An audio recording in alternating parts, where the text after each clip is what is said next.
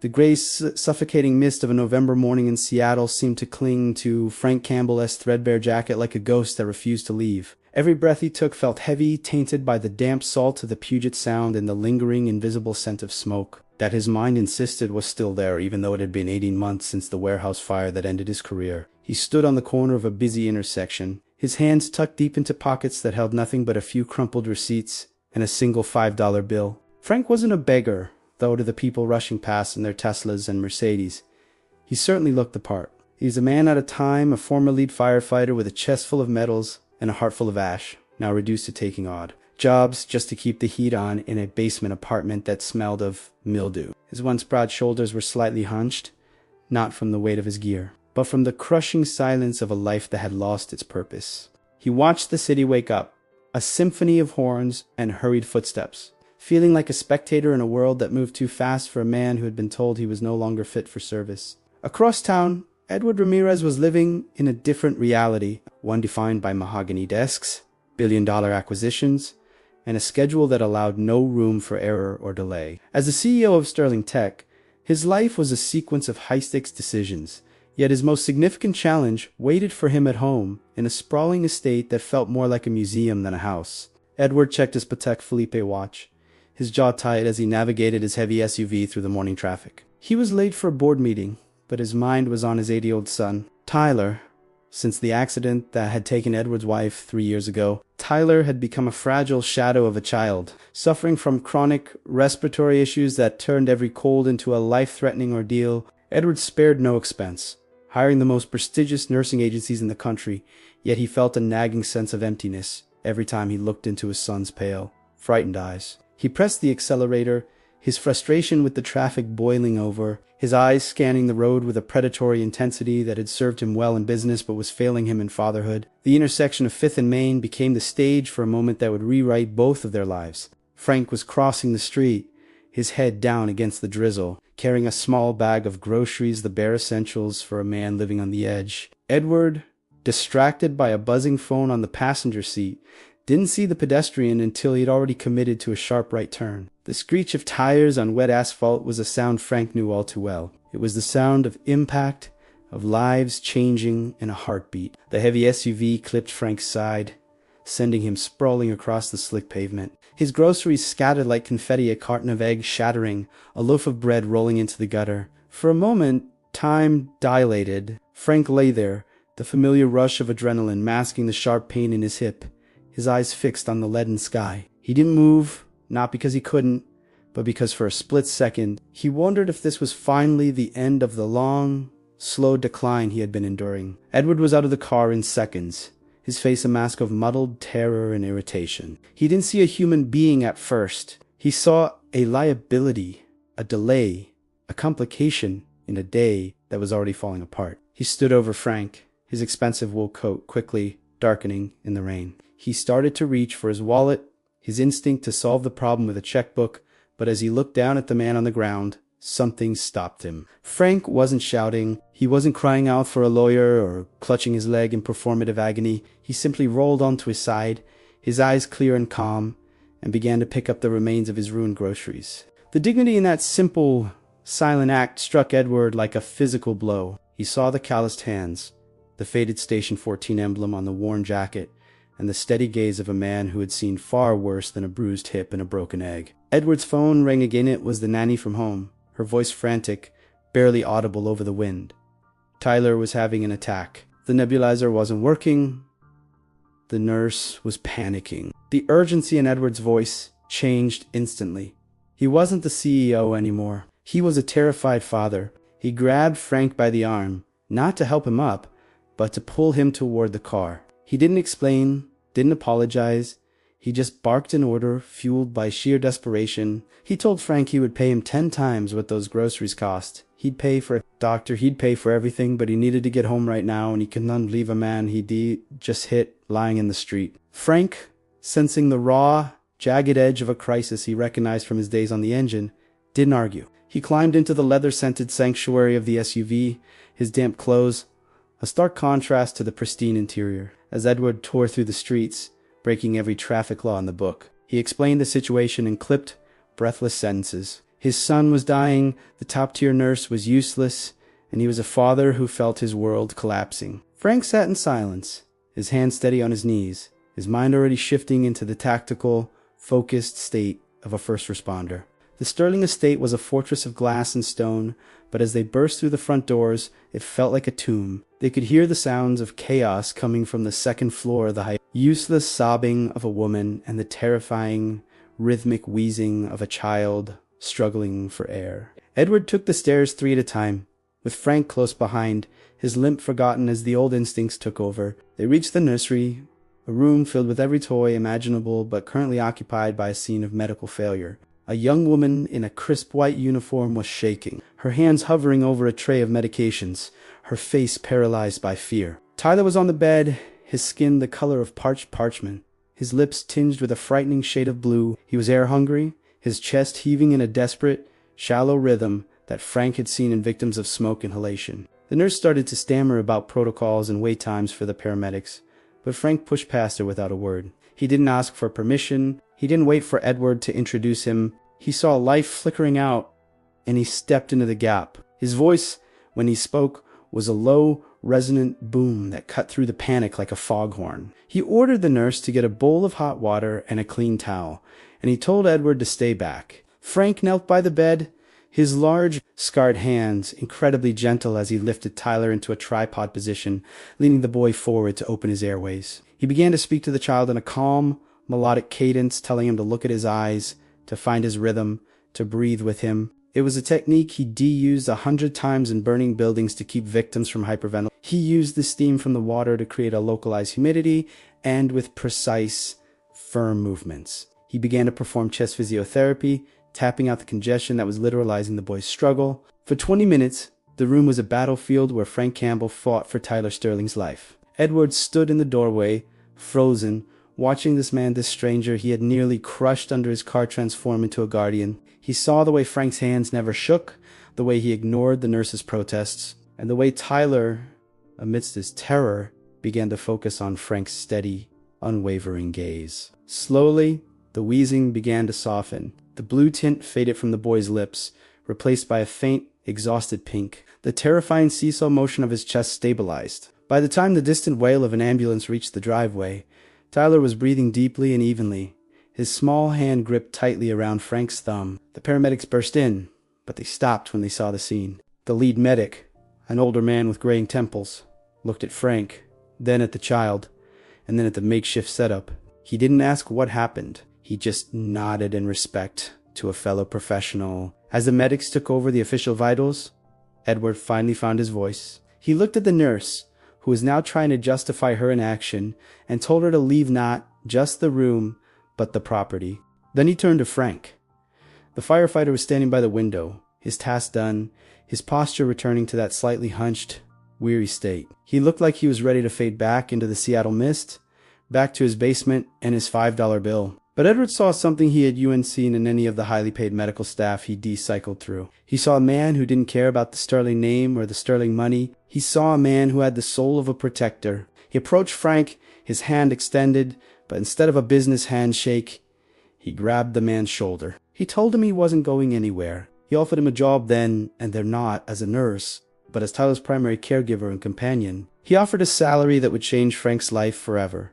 But more importantly, he offered him a reason to stand tall again. Frank looked at the sleeping boy on the bed, then at the desperate father, and for the first time in 18 months, the phantom scent of smoke in his mind began to clear. The transition into the Sterling estate was less like moving house, and more like stepping onto an alien planet for Frank Campbell. He was given a guest suite larger than his entire basement apartment, fitted with Egyptian cotton sheets that felt too smooth against his rough skin, and a silence so profound it kept him awake longer than the city sirens ever had. But the luxury was mere background noise to his real mission.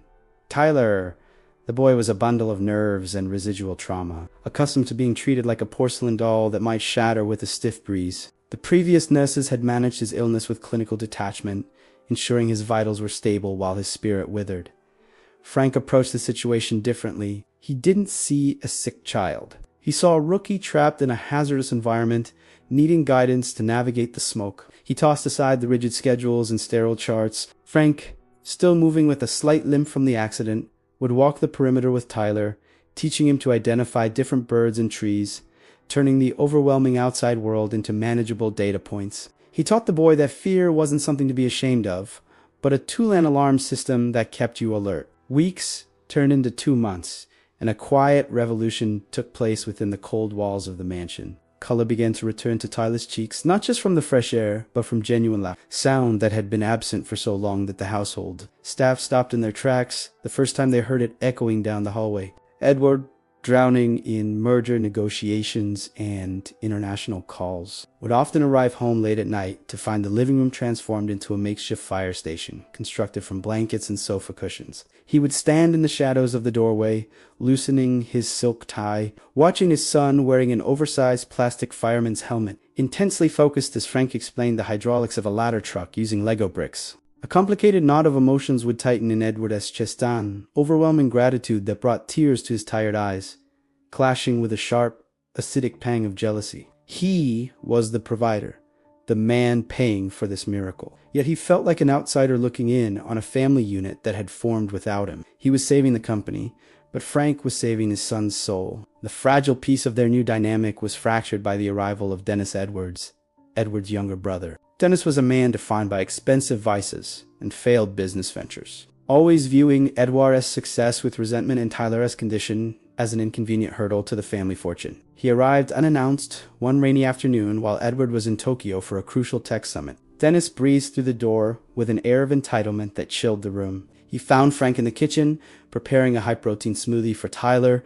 The two men sized each other up, instantly the firefighter who knew the weight of a life in his hands, and the socialite who only knew the weight of gold. Dennis made no effort to hide his disdain, making snide comments about Edward's charity case and questioning Frank's qualifications. He saw Frank not as a caregiver, but as an obstacle, a gatekeeper blocking his access to the vulnerable nephew he could easily manipulate. Frank, recognizing the type of bully who thrived on intimidation, met Dennis's sneering gaze with a calm, unwavering stare he used to reserve for arson investigators. He didn't rise to the bait, simply stating that his only concern was Tyler's well-being and that Dennis would need to schedule a visit when Edward was home. Dennis left in a huff, but the encounter planted a seed of poison. He began making calls, digging into Frank's past, looking for the soot beneath the shining armor. He found the reports on the warehouse fire that ended Frank's career, the one where Frank had made a split-second decision that saved 3 of his crew but left him injured and another rookie trapped inside the collapsing structure.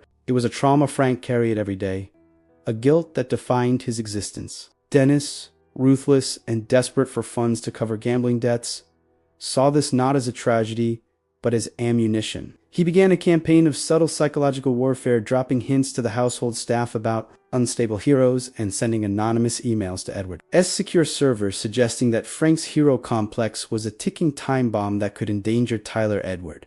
Isolated in a sterile Tokyo hotel room, exhausted and high on caffeine, began to let the doubts seep in. Dennis's insidious whispers played on his deepest insecurities as a father.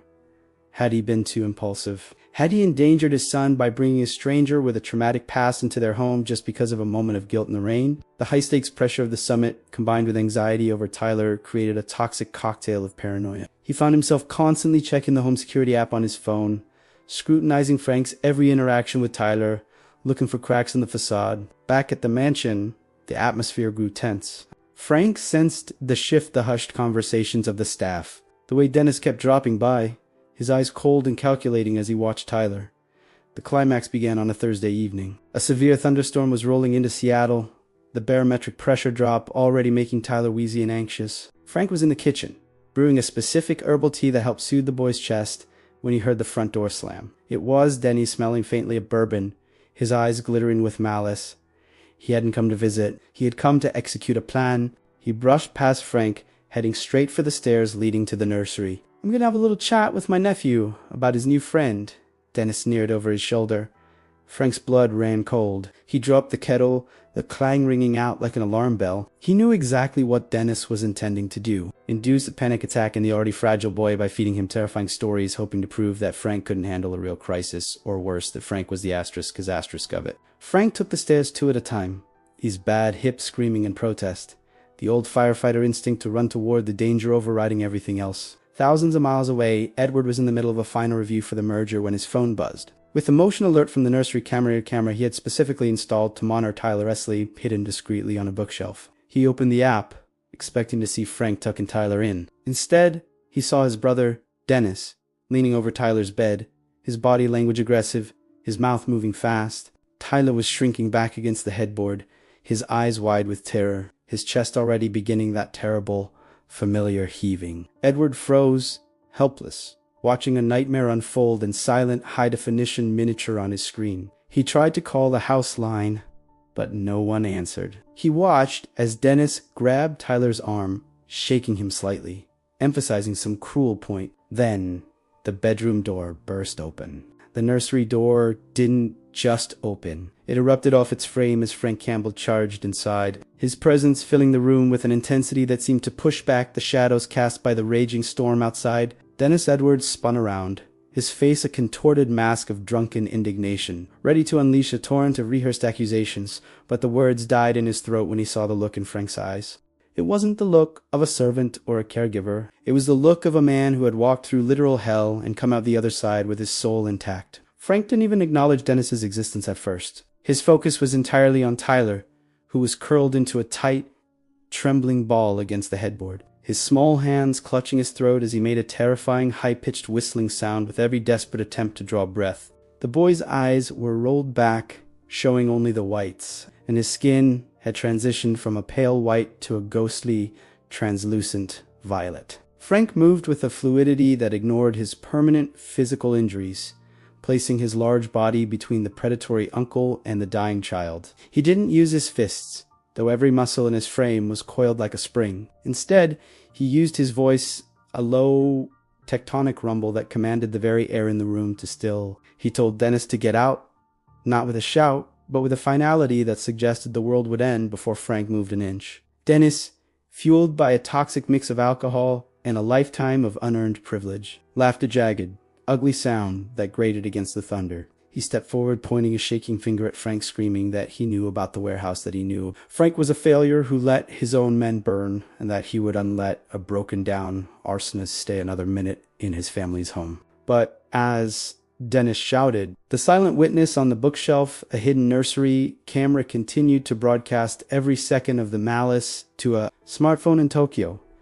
Edward Ramirez sat in the back of a luxury car, his knuckles white as he watched his brother's true nature revealed in grainy, high-definition clarity. He saw Dennis reach out to shove Frank, and he saw Frank take the blow without flinching, his only movement being to reach back and gently stroke Tyler's hair, whispering words of comfort that Edward couldn't hear but could feel in his own chest. Edward barked orders into his secondary phone, calling the head of estate security and the local police, his voice trembling with a rage so profound it transcended the thousands of miles between continents. He watched as Dennis, realizing he couldn't intimidate the giant in front of him, turned his vitriol back to the gasping child, shouting that Tyler was weak, just like his mother, and that he was the reason the family was falling apart. That was the moment the medical crisis reached its breaking point. Tyler's body went limp, the whistling sound stopping abruptly as his airway completely closed. The silence that followed was more deafening than the thunder. Dennis froze, the realization of what he had done finally piercing through his drunken haze, and he did what he had always done when faced with the consequences of his actions. He fled. He pushed past Frank and ran into the hallway, leaving the carnage behind. Frank didn't chase him. He didn't care about revenge. He fell to his knees beside the bed, his hands moving with the precision of a master craftsman. This wasn't just an asthma attack anymore. It was a total respiratory collapse triggered by extreme psychological trauma. Frank knew that if he didn't get air into those lungs in the next 90 seconds, the bright, curious boy who loved Lego fire trucks would be gone forever. He didn't have his oxygen tank or his professional medical kit. He had only his hands and the lessons learned in the heat of 100 fires. He began a rhythmic, forceful massage of the intercostal muscles, trying to manually break the spasm in the boy's chest while simultaneously performing a modified version of rescue breathing. "Stay with me, rookie," Frank whispered between breaths, his own tears blurring his vision as he fought the ghost of the warehouse fire that tried to tell him he would fail again. "The exit is right here on the screen in Tokyo." Edward watched his son die and be reborn. He saw Frank's shoulders heaving. The sheer physical and emotional effort of the man poured into the small frame of the child. He saw the estate security team burst into the room, led by the head of the guard, but they stopped in their tracks, paralyzed by the raw sanctity of the struggle they were witnessing. Frank didn't look up when they entered. He didn't look up when the police sirens began to wail in the driveway below. He only looked up when a tiny, shuddering gasp finally broke the silence of wet, rattling breath that signaled the return of life. Tyler's eyes flickered open, focusing on Frank's face, and he reached out a weak, shaking hand to touch the firefighter's cheek. Frank collapsed back against the bed, his head in his hands, his body racking with silent, exhausted sobs. Edward, watching from the other side of the world, let out a sound that was half sob and half sob. His heart finally shattered in the icy wall of corporate detachment he had built around it. He knew in that moment that his brother was dead to him, and that the man he had once considered a charity case was the most valuable person he had ever known. The following 48 hours were a whirlwind of legal and emotional reckoning. Edward caught the first private flight back to Seattle, arriving at the hospital where Tyler was being kept for observation. He found Frank sitting in a hard plastic chair in the hallway, still wearing the same shirt from the night of the storm, his eyes redrimmed and hollow. Dennis had been intercepted by the police at the airport, and the footage from the nursery camera provided all the evidence needed to ensure he would never set foot near the Sterling family or their fortune again. When Edward approached Frank, he didn't offer a check or a promotion. He sat down in the chair next to him, two fathers united by the shared terror of loss, and simply put his head on the man's shoulder. There were no words for the debt Edward owed, but Frank didn't want words. When the doctors finally cleared Tyler to go home, the atmosphere at the Sterling estate had changed irrevocably. The museum had finally become a home. The heavy curtains were pulled back, the sterile nursing staff was replaced by people Frank vetted personally, and Edward began to delegate his CEO responsibilities, realizing that $1 billion merger was nothing compared to a Saturday afternoon spent building The true resolution came 3 months later, on a crisp, clear spring day that felt like a new beginning for everyone. Edward called Frank into his study, the room where so many cold business deals had been signed. But on the desk this time was a different kind of document. Edward explained that he had used his resources to investigate the warehouse fire from 18 months ago. He had found the testimony of the rookie. Frank thought he had failed. The young man had survived because of the structural barrier Frank had created, but he had been too traumatized to speak up during the initial investigation. Frank wasn't a failure. He was a hero whose story had been cut short by circumstance. Edward had already contacted the Seattle Fire Department, and while Frank's hip wouldn't allow him to return to active duty on an engine, they were offering him a position as a lead instructor at the academy. But before Frank could even process the news, Edward handed him the second set of papers. It was a legal guardianship agreement. Edward explained that he wanted Frank to be more than an employee. He wanted him to be Tyler's legal guardian in the event of Edward's death, and effectively a permanent member of the family with a seat on the foundation's board. Frank looked out the window at the backyard, where Tyler was actually running with a golden retriever they had adopted a week prior. The boy didn't look fragile anymore. He looked like a child who knew he was safe. Frank realized that the fire hadn't ended his life. It had just been the brutal forge required to shape him for this specific purpose. He signed the papers with a steady hand, a tear falling onto the parchment as he accepted his new title. He wasn't just a firefighter or a caregiver. He was a brother, a mentor, and a savior. The lessons they had all learned were etched into the very foundation of their new life. That family isn't defined by the blood that flows through your veins, but by the person who is willing to share their breath with you when the world tries to take yours away. They had learned that even the most broken hearts can find a rhythm again if they have someone to beat for, and that sometimes a collision in the rain is just the universe's way of putting two lost souls on the right path.